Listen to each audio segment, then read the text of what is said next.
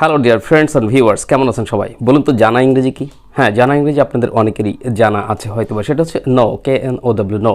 এখন আমি একটি বাক্য বলবো, এই বাক্যটার ইংরেজি আপনাকে সঠিকভাবে বলতে হবে, এবং আজকে যে বাক্যগুলো শেয়ার করব প্রত্যেকটা বাক্য কিন্তু গুরুত্বপূর্ণ দৈনন্দিন জীবনে অনায়াস ইংরেজি বলার জন্য। একটিও মিস করবে না প্লিজ, সবকটি দেখুন, সংগ্রহে রাখুন, সাবটাইটেল ফলো করুন, প্র্যাকটিস করুন। কোথাও প্রবলেম ফেস করলে আমাকে জানাবেন।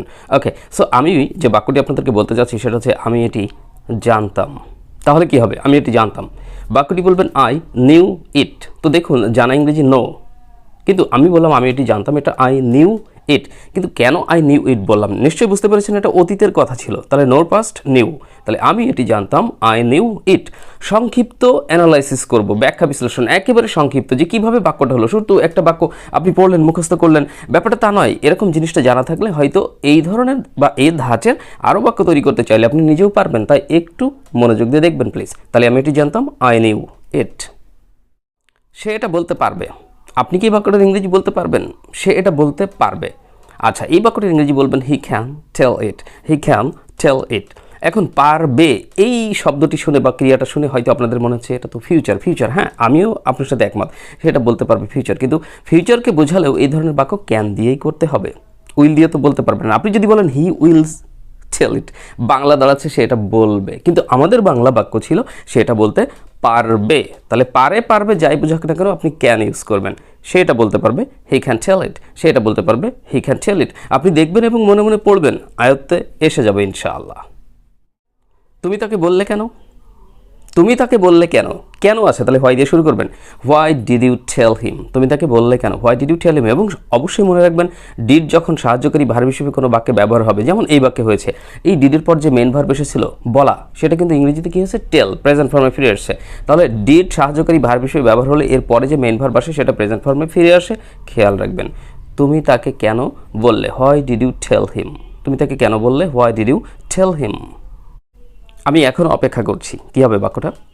বলবেন আম ওয়েটিং স্টিল নাও। কি বললাম? আমি এখনও অপেক্ষা করছি। এই এখনও অর্থে কিন্তু স্টিল নাও, ওই যে এখনও পর্যন্ত শেষে দিয়েছি স্টিল নাও।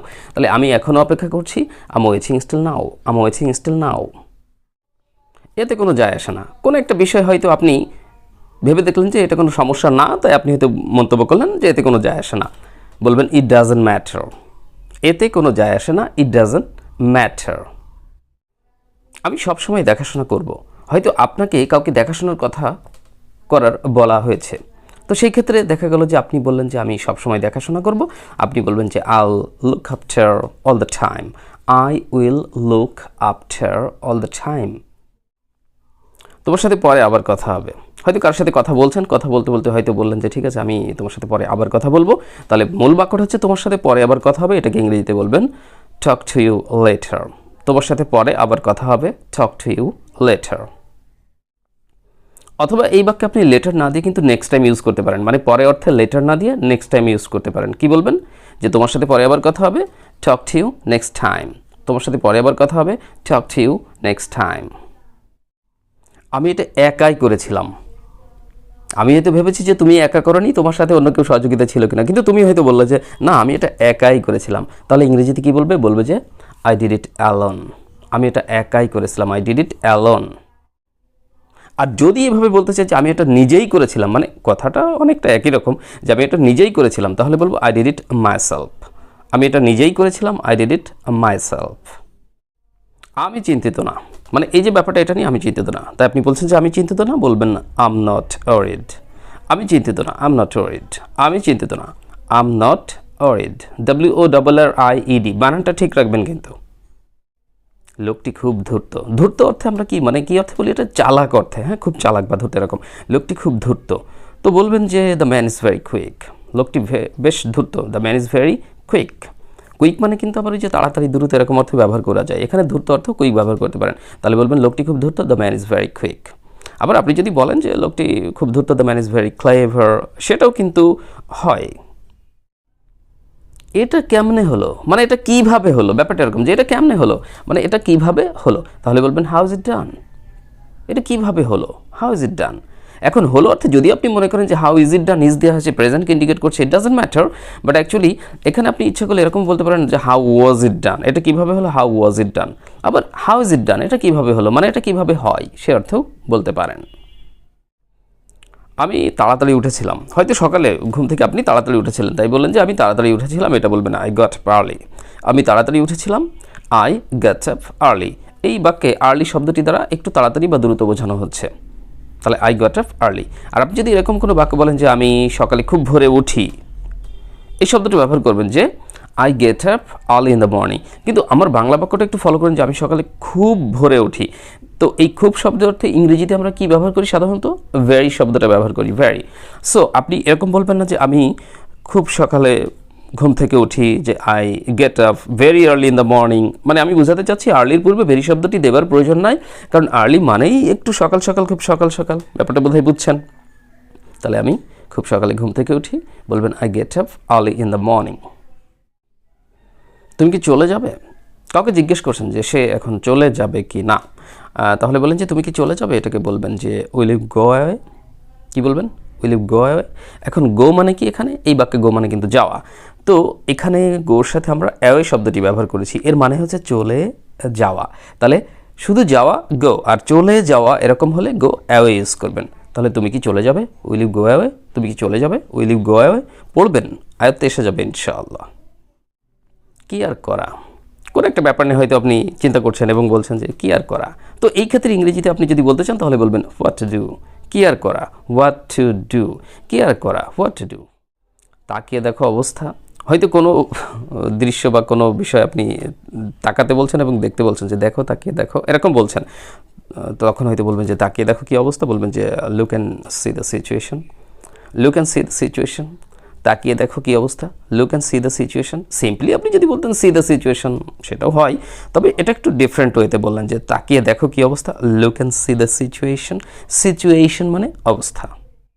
কি একটা ঝামেলা, মানে কোনো একটা বিষয় ঝামেলায় পড়ে গেছেন, তখন আপনি বলতেছেন, মন্তব্য করছেন যে কি একটা ঝামেলা, তখন বলবেন হোয়াট আ মেস। কি একটা ঝামেলা, হোয়াট আ মেস। আমার মতে এটা ঠিক আছে। এই যে আমার মতে, এটাকে এখানে কিন্তু একটা ফ্রেজ ইউজ করতে হবে। তাহলে আমার মতে এটা ঠিক আছে, এটাকে বলবেন যে to my mind it's okay. To my mind it's okay, আমার মতে এটা ঠিক আছে। আবার এই মতে অর্থে টু মাই মাইন্ড না দিয়ে আপনি যদি দেন যে টু মাই অপিনিয়ন, সেটাও কিন্তু হয়। তাহলে কি বলতে পারেন যে আমার মতে এটা ঠিক আছে, to my opinion it's okay. To my opinion it's okay. শুধু ধনীরা কেন? হয়তো কোনো একটা সুযোগ সুবিধার কথা আমরা বলছি, এখানে আলোচনায় দেখা গেল যে সেই সুযোগ সুবিধাটা শুধুমাত্র ধনীরাই পাচ্ছে, তাহলে দরিদ্রটা বঞ্চিত হয়ে যাচ্ছে। তাহলে এই যে দরিদ্রটা বঞ্চিত হয়ে যাচ্ছে এখানে, তো এই ক্ষেত্রে আপনি হয়তো বলছেন যে শুধু ধনীরা কেন, হোয়াই অনলি দ্য রিচ। কী বলবেন? বলবেন হোয়াই অনলি দ্য রিচ। শুধু ধনীরা কেন, why only the rich. The rich মানে ধনীরা, অর্থাৎ পুরো ধনী সম্প্রদায়, তাদেরকে বোঝাচ্ছে। এটা কিন্তু প্লুরাল, দ্য প্লাস অ্যাডজেক্টিভ, যেটা হোয়াই অনলি দ্য রিচ। বোকার মতো কথা বলা বন্ধ করো, এই বাক্যটাকে আপনি বলবেন যে স্টপ টকিং ননসেন্স। এই ননসেন্স মানে হচ্ছে বোকার মতো, বোকা বা নির্বোধ, এরকম অর্থে কিন্তু আমরা ননসেন্স শব্দটা ব্যবহার করি। তো এখানে আপনি বলছেন যে বোকার মতো কথা বলছো কেন, তাহলে বলবেন যে stop talking nonsense. Stop talking nonsense. চিন্তার কিছু নাই, নাথিং টু ওয়ারি। কি বলবেন? চিন্তার কিছু নাই, নাথিং টু ওয়ারি। চিন্তার কিছু নাই, নাথিং টু ওয়ারি। যদি বলেন যে হারাবার কিছু নাই, তাহলে বলবেন নাথিং টু লস। হারাবার কিছু নাই, নাথিং টু লস। আমার কোনো উপায় নাই, আই হ্যাভ নো ওয়ে। হয়তো আপনি ভাবছেন যে না আর কোনো উপায় নাই, এটা শেষ, তখন হয়তো বলছেন যে আমার কোনো উপায় নাই, বলবেন I have no way. I have no way. শুভকামনা রইল, উইশ ইউ গুড লাক। কাউকে শুভকামনা জানাতে আপনি এই বাক্যটা ব্যবহার করবেন যে উইশ ইউ গুড লাক। শুভকামনা রইল, উইশ ইউ গুড লাক। এটা খুব দুঃখজনক, ইটস সো স্যাড। এটা খুব দুঃখজনক, ইটস সো স্যাড। এটা শুনে আমি দুঃখিত। কারোর কোনো দুঃখের সংবাদ শুনে হয়তো আপনি বলছেন যে এটা শুনে আমি দুঃখিত, তাহলে বলবেন I am sorry to hear it. I am sorry to hear it. আমি এটা আশা করিনি, I couldn't expect it. Expect মানে কি? আশা করা। এরকম দুটো শব্দ আছে, তাই না? একটা হচ্ছে এক্সপেক্ট আর একটা হচ্ছে অ্যাকসেপ্ট। অ্যাকসেপ্ট মানে সেটা ব্যতীত বা ছাড়া। এক্সেপ্ট, ইএক্সিইপিটি, ব্যতীত বা ছাড়া। আর যেটাকে আমরা বলছি এখন সেটা হচ্ছে এক্সপেক্ট, আশা করা। যে আমি এটা আশা করিনি, আই কুডন্ট এক্সপেক্ট ইট। আমি এটা আশা করিনি, আই কুডন্ট এক্সপেক্ট ইট। এটা থেকে মানতেই হবে, হি মাস্ট সাবমিট ইট। এই যে মেনে নেওয়া, এটা হচ্ছে সাবমিট। আবার সাবমিট মানে কিন্তু জমাদান হয়, কোনো কিছু জমা দেওয়া, সেটাও হয়। তো আপনি বলেন যে এটা থেকে মানতেই হবে, হি মাস্ট সাবমিট ইট। এত দ্রুত কেন, why so soon. Why so soon, এত দ্রুত কেন, হোয়াই সো সুন। তার জীবনটা অর্থহীন, হিজ লাইফ ইজ মিনিংলেস। তার জীবনটা অর্থহীন, his life is meaningless. Meaningless মানে হচ্ছে অর্থহীন। তোমার কিছু লাগবে, ডু ইউ নিড এনিথিং, তোমার কিছু লাগবে, ডু ইউ নিড এনিথিং। এই যে লাগা মানে কি, প্রয়োজন হওয়া, তাহলে বলবেন তোমার কিছু লাগবে, do you need anything, do you need anything. পরে কেন, হোয়াই লেটার, পরে কেন, হোয়াই লেটার। তোমরা কি যুক্তি করছো, মানে তারা শালা পরামর্শ করছে, কিছু কথা বলছে, হয়তো কোনো প্ল্যানে আছে, তো বললেন যে তোমরা কি যুক্তি করছো, এটা বলবেন যে হোয়াট আর ইউ প্ল্যানিং, তোমরা কি যুক্তি করছো, হোয়াট আর ইউ প্ল্যানিং। আমি হয়তো যেতেও পারি, এই যে হয়তো যখন বলেছেন বাক্যে, তখন কিন্তু এই বাক্যের সম্ভাবনা প্রকাশ পাচ্ছে। তো এই ধরনের বাক্য আপনি ইংরেজিতে কি ব্যবহার করবেন, মে ব্যবহার করবেন, মেই। ওকে, যে আমি হয়তো যেতেও পারি, I may go, I may গো, আমি হয়তো যেতেও পারি। তার কি হয়েছে, হোয়াট হ্যাপেন টু হিম, তার কি হয়েছে, what happen to him, what happen to him. যাই হোক, পাগলামি করো না, কাউকে বোঝাচ্ছেন কোনো কিছু, সে বুঝতেছে না, তখন বলেন যাই হোক, পাগলামি করো না। এনিওয়ে, ডোন্ট বি ক্রেজি, কি বলেন, এনিওয়ে ডোন্ট বি ক্রেজি, যাই হোক পাগলামি করো না, anyway don't be crazy. So dear learners, please আজকে ভিডিওটা যদি ভালো লাগে প্লিজ একটা লাইক দিতে ভুলবেন না, প্রত্যেকে লাইক দেবেন এবং কমেন্ট করবেন না। তাছাড়া আপনারা নতুন নতুন কিছু বিষয় শিখতে চাইলে সেটাও কমেন্টে জানাবেন, আমি চেষ্টা করবো ইনশাআল্লাহ ব্যস্ততার মাঝ থেকে আপনাদের সেই বিষয়টি এটা উপহার দেওয়ার জন্য। আর আপনারা জানেন আমাদের একটা ফেসবুক পেজ রয়েছে, দ্য মেন্টরস টিউটোরিয়াল নামে, এই পেজটি আপনার কাইন্ডলি একটু ভিজিট করবেন, সেখানে অনেক ভিডিও ক্লাস পাবেন, সেগুলো দেখে প্র্যাকটিস করুন এবং আমাদের ফেসবুক পেজের ভিডিওগুলো প্লিজ একটু বেশি বেশি শেয়ার করুন। আর আমাদের যে ফেসবুক গ্রুপ রয়েছে, public group TMT language club, আপনারা সেই গ্রুপে জয়েন করতে পারেন, সেখানে অনেক পার্টনার্স পাবেন, আপনারা সেই পার্টনারদের সাথে কী করতে পারেন, আপনারা ইংরেজি পরস্পর প্র্যাকটিস করতে পারেন, সেখানে আমিও সময় দেওয়ার চেষ্টা করবো ইনশাআল্লাহ। ওকে, সো আপনারা আমাদের আজকে ভিডিওটি অবশ্যই একটা লাইক দিবেন। সবাই ভালো থাকুন, সুস্থ থাকুন, নতুন ক্লাস নিয়ে আবারও দ্রুত হাজির হবে ইনশাআল্লাহ। আনটিল দেন, আল্লাহ হাফেজ, আসসালামু আলাইকুম রহমতুল্লাহ, হ্যাভ এ লাভলি ডে।